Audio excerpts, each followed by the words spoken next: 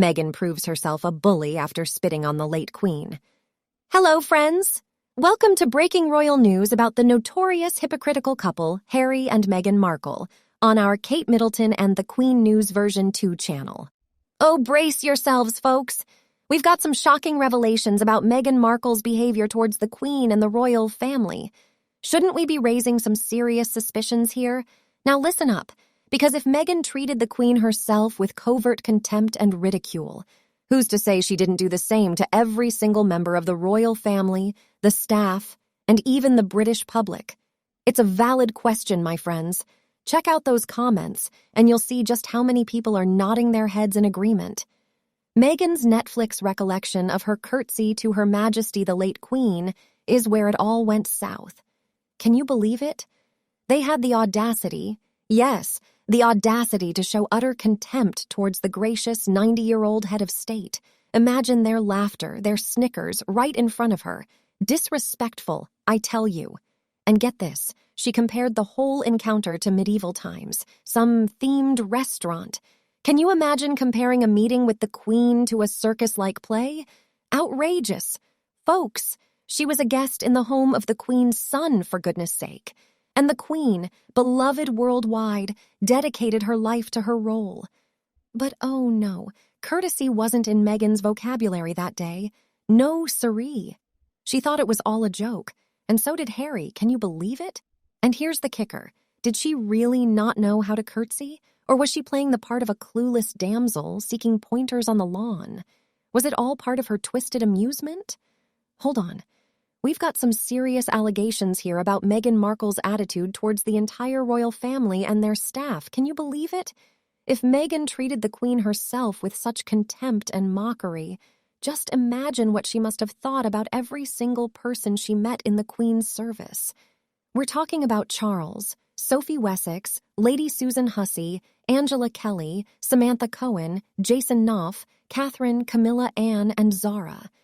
Did she and Harry mock them behind their backs, ridiculing their accents, mannerisms, and even their choice of words? Unbelievable.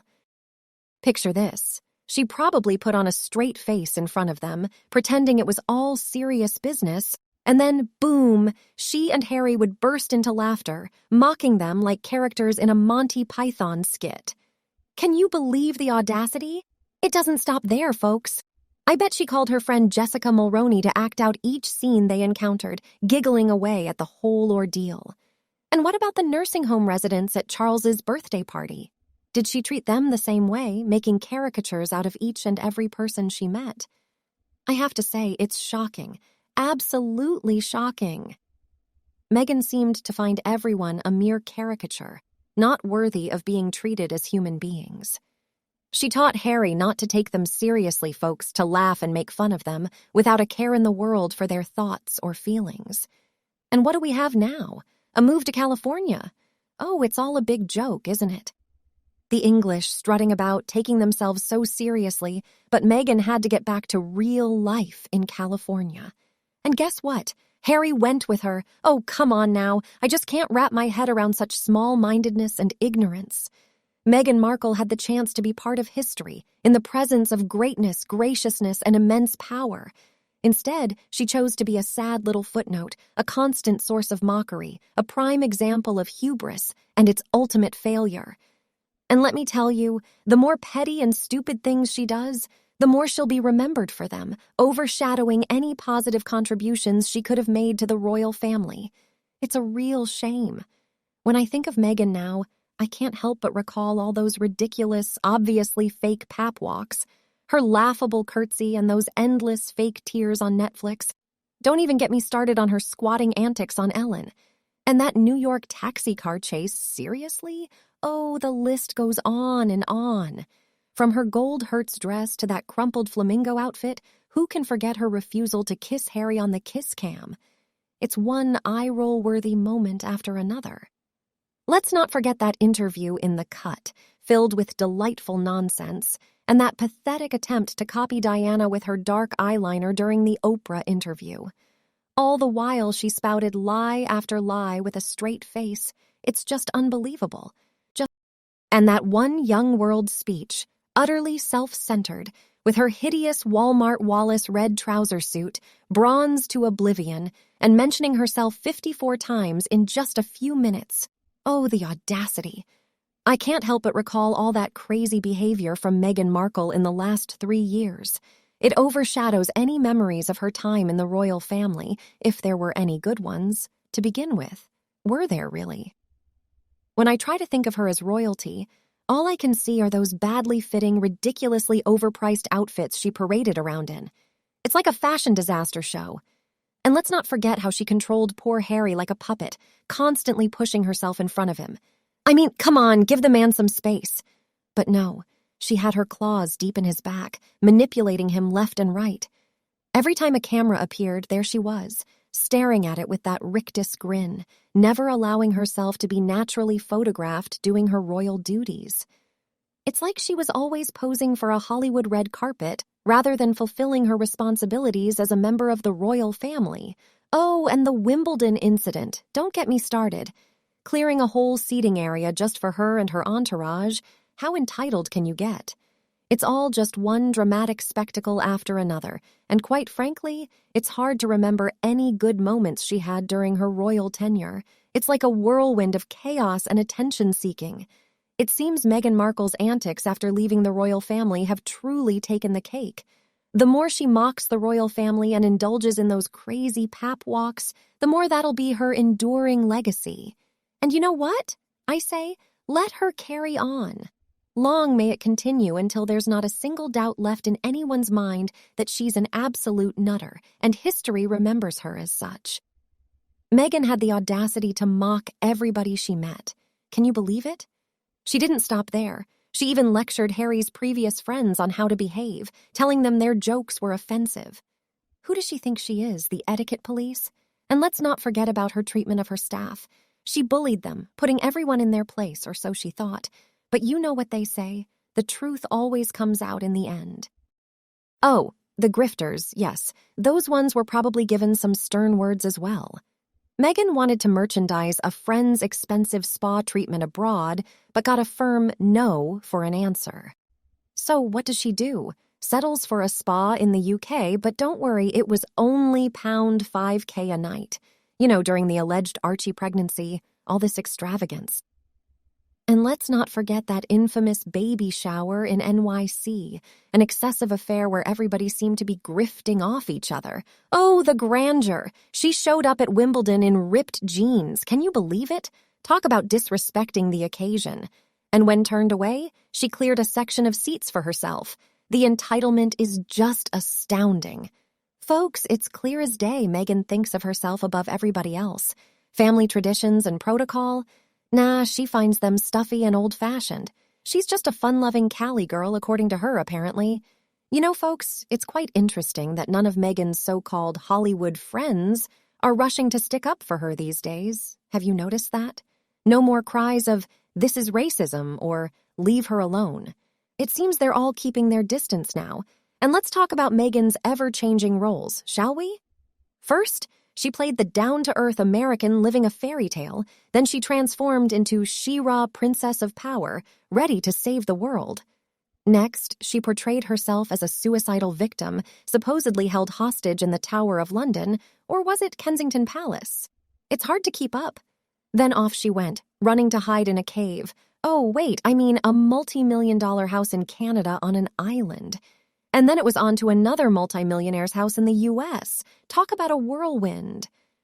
Oh, and let's not forget that moment of righteous indignation during the Oprah interview. And after that, well, the silence spoke volumes.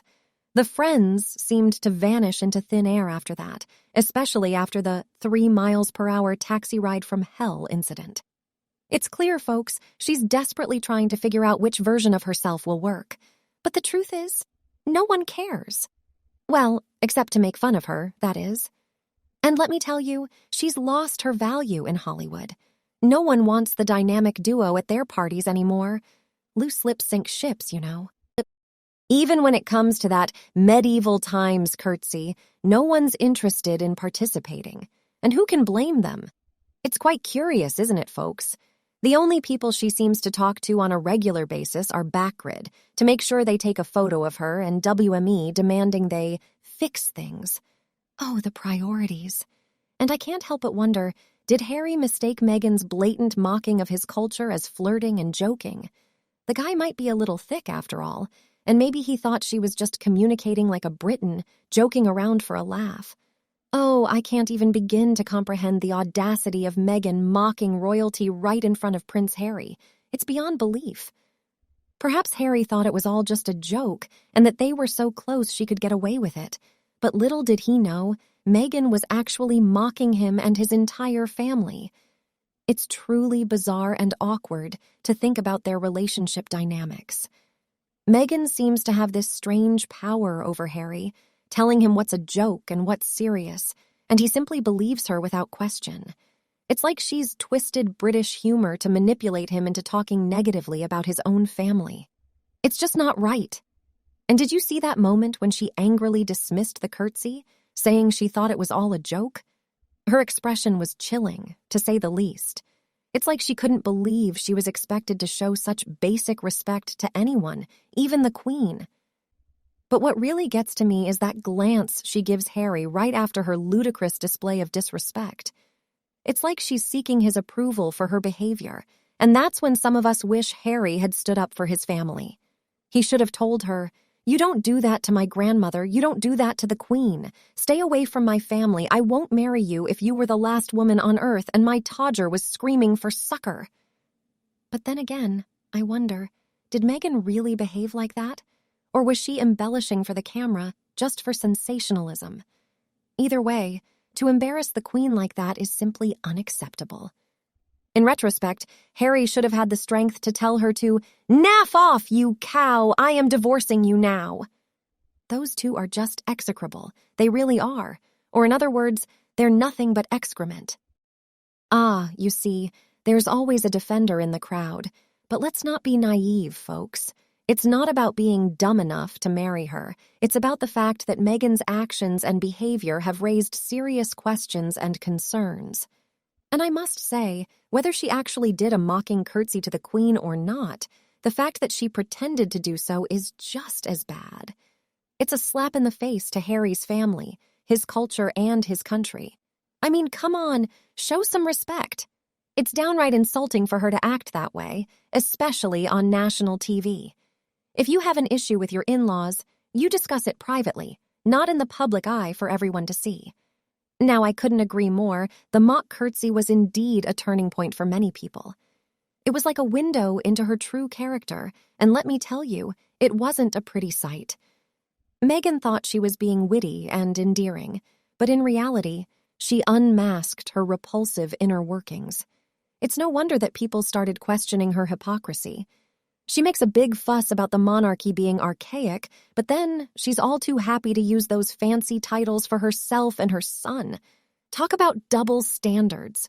Those 30 seconds or so on TV showed her true colors, and it was glaringly obvious to many of us. Meghan's actions have left a lasting impression, and it's no wonder people are now questioning her intentions and motives.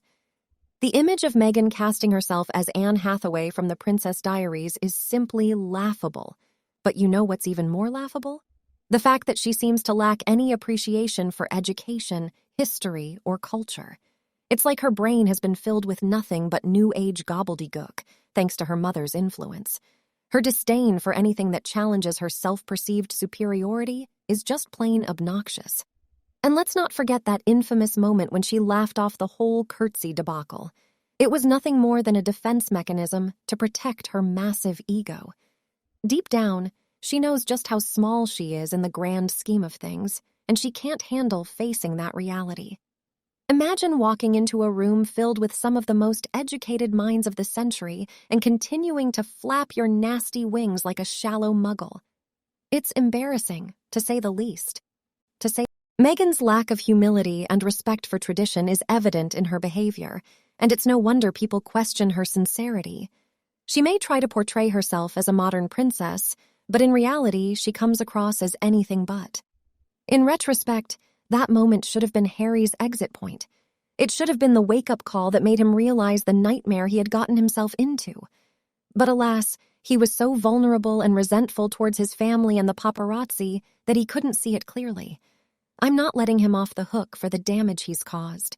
He bears responsibility for his choices. However, at that moment, you can see it in his eyes, the realization dawning upon him. He was caught up in the web of a master manipulator, and he didn't know how to break free. Harry was brainwashed, there's no doubt about it.